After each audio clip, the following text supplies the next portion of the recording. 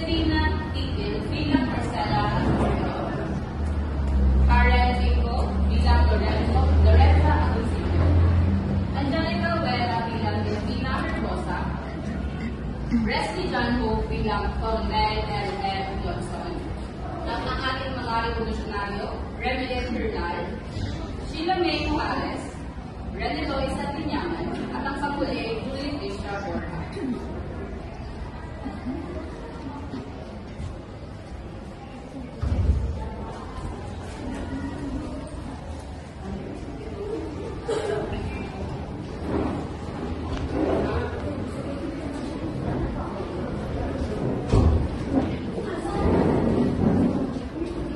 Ang kasunduan sa bihag na bato.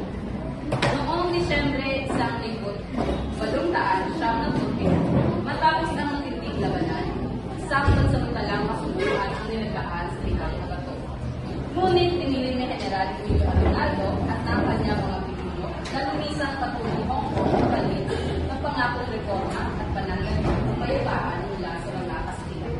Ngunit sa kabila ng kasunduan, may mga tanong at pagdududa. Ito ba ay isang estratehiya o isang kita? Mga kasama, aalis tayo upang maghandaan.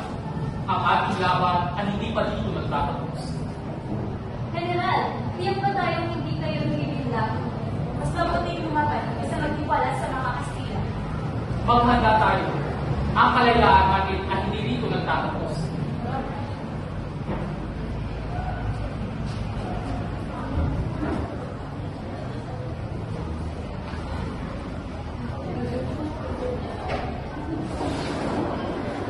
Pagbalik ni Aguinaldo sa Pilipinas. Noong Mayo 1878, sa tulong ng US Navy, umalik si General Emilio Aguinaldo sa Pilipinas upang ipagpatuloy ang pagsisikap. Matapos ang tagumpay ng Amerikas laban sa Espanya sa labanan sa loob ng Maynila, isang bagong yugto ng revolusyon ang nagsisimula. Andiyan ang barko! Sa General Aguinaldo at bumalik. Mga kapatid, napipilitan ng mga Espanyol na makipagsundo. Ang kasunduang biyak na ito ang magbibigay tungo sa atin upang tayo ay magpalakas at maghanda. General, handa na ang ating hukbo. Ngunit,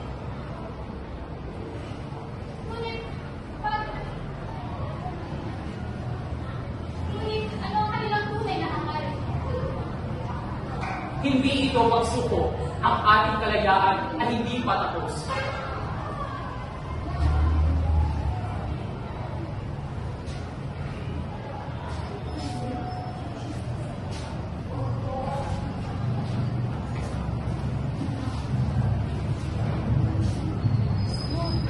Habang nagpapatuloy ang himagsikan sa Pilipinas, may isang mahalagang gawain na isinagawa sa Hong Kong. Ito, sa maliit na silid, tinatanggi ang bandidang maging isag-isag ng kalayaan, isang simbolo ng ating magkakaisa at tapang. Nakatuloy ng iwalang bawat ng hukbo. Ang dagilang ito, ang mag-iisag-isag ng ating kalayaan.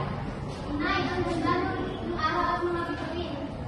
Isang bagong araw na naman na sisikat para sa ating bayan.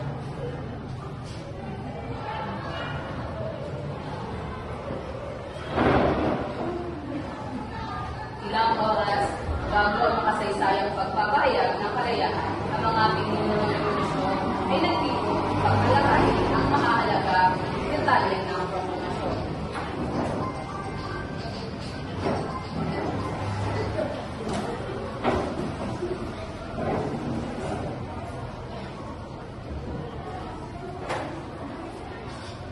Kailangan natin tiyakin na handa ang lahat. Ang kasaligado ay dapat magpakilala na may itigado at may nakatagal.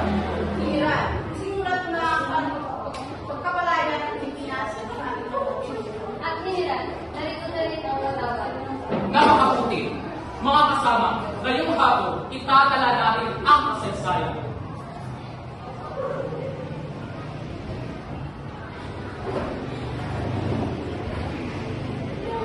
Ang pagpapahayag ng kalayaan ng Pilipinas ay naganap sa Kawit Cavite noong Hunyo 12, taong 1877.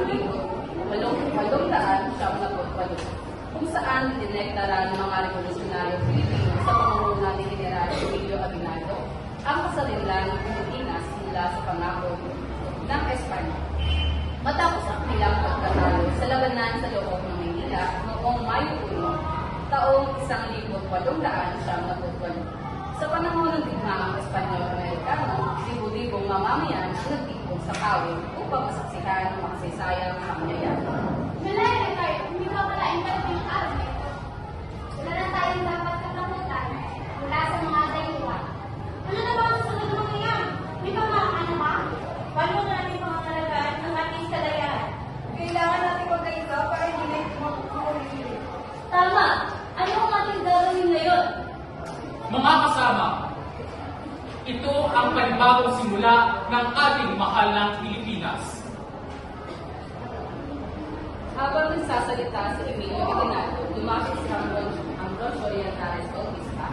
Hawak ang isang dokumento na naglalaman ng aktat ng pagpapahayag ng kalayaan.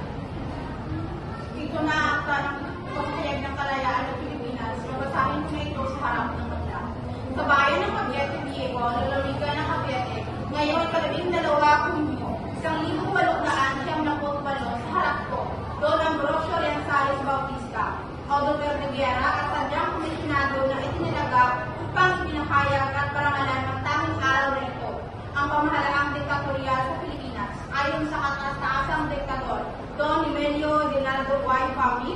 Tayong mga nagkakakipon, nagsigdagda sa sinunduang ito, ay pinapahayag natin ngayon at pinasisiyahan sa ngalan ng buong Pilipinas ang ating karapatang makapamuhay ng malaya at nagsasarili, hiwalay at kalag na kalag sa kapangyarihan ng Espanya. At ngayon, hawak ko na ang watawag na ating ipinawagay. Sa harap nito ang kabulungan at nungba naman. Tayo lahat ng buong taimtim na tayo mamahalin at pinagtanggol hanggang sa kauling-ulihang patak ng ating dugo. Ang mga Pilipino ay malaya. Simula ngayon, tuluyang natapos ang ugnayan natin sa Espanya. General, ito na ang tamang sandali. Sa sandaling yun, mula sa haling ng mga panauhin, lumapit si Colonel L.M. Johnson. Tanga ng matawat na hinahon siyang lumapit kay General Aguinaldo at pinagabot ito bilang tanda ng pagkilala sa kalayaan ng Pilipinas. Sa ngalan ng ating bayan, naway ito'y ating sagisa ng ating pagkakaunawaan. Maraming salamat sa iyo, Colonel Johnson. Naway, kilalanin ng buong mundo ang ating kalayaan.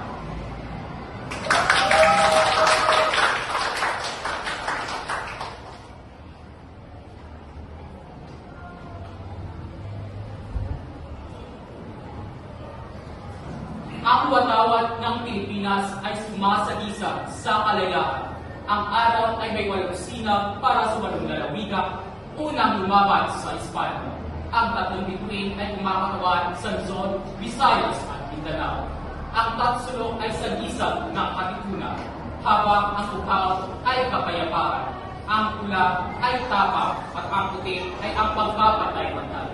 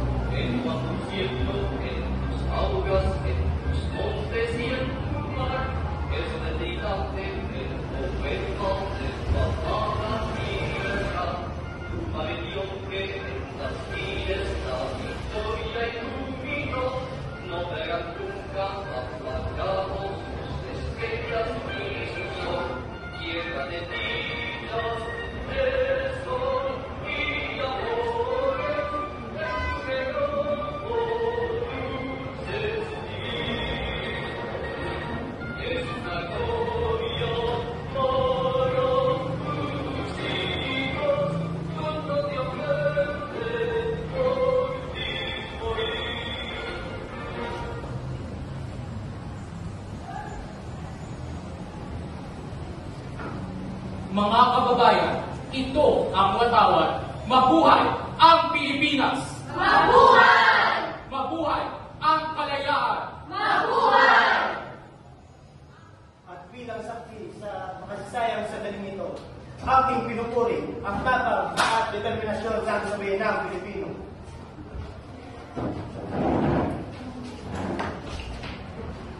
Sa araw na ito, sinakda natin ang ating kapalaran bilang isang malayang bansa. Ang watawat na ito ay hindi lamang tela, ito ay sagisag ng ating tapang, pagkakaisa at pag-asa para sa isang bagong bukas. Inaanyayahan po namin ang lahat ng tumayo bilang paggalang sa ating pambansang awit.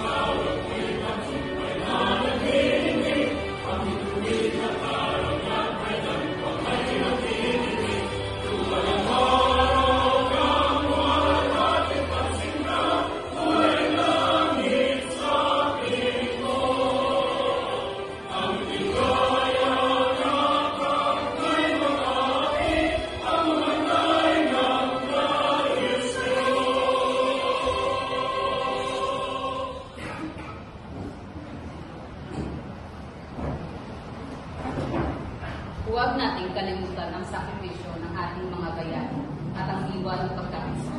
Naway patuloy tayo maging ilaw ng pagbabago para sa isang mas maunlad at mas makatarungang bayan.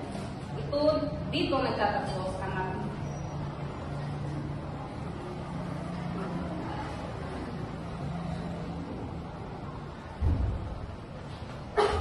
muli.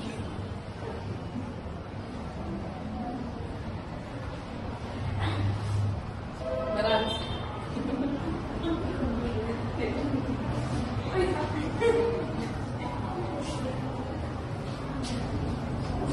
Sa muli, maraming salamat sa inyong pagpanunood. Dito nagtatapos ang aming pagsasabula tungkol sa karayaan.